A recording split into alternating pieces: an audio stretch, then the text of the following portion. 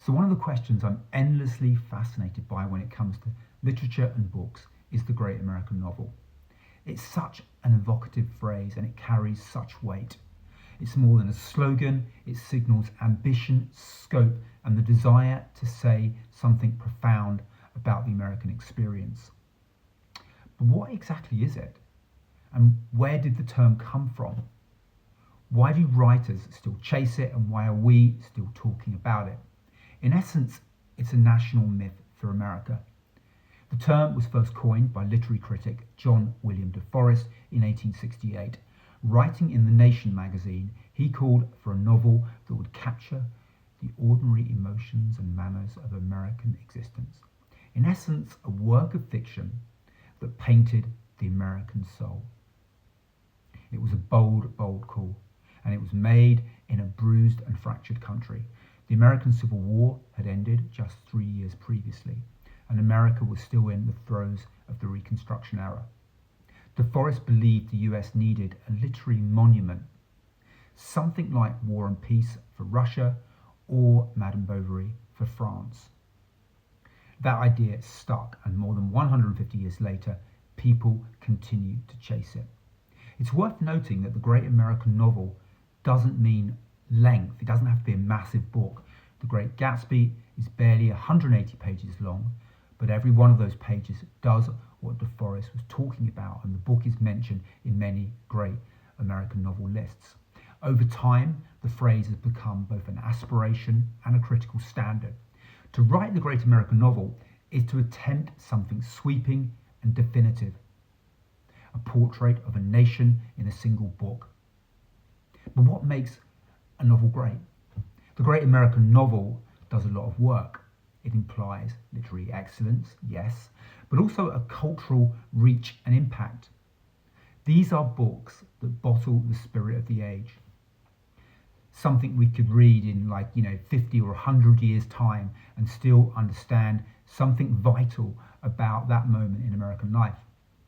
I think the best contenders tend to be ambitious in scope, tackling big themes like race, identity, war, politics, or the American dream, deeply rooted in a specific time and place, and populated by characters who reflect the nation's contradictions and complexities.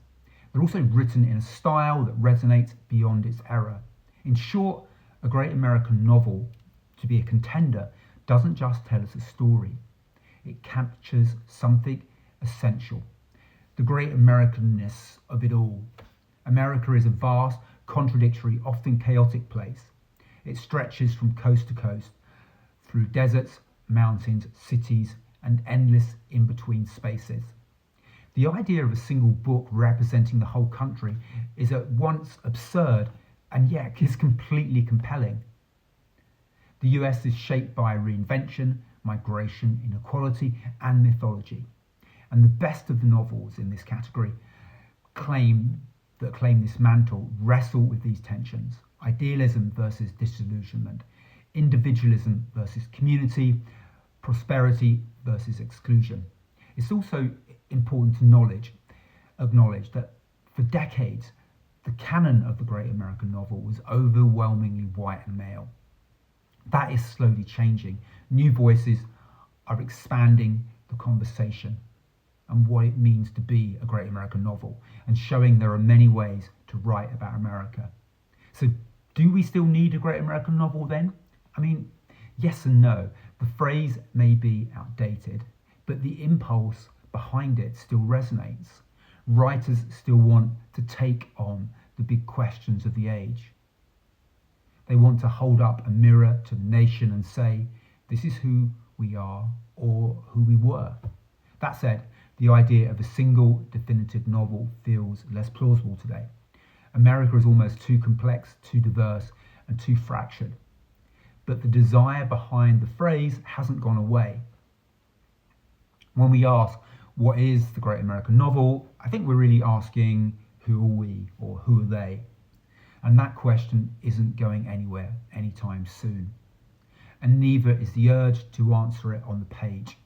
So next up in the next post, the 10 novels that could claim the title, from The Great Gatsby to Beloved, plus I think a few unexpected picks that might just surprise you. Thank you.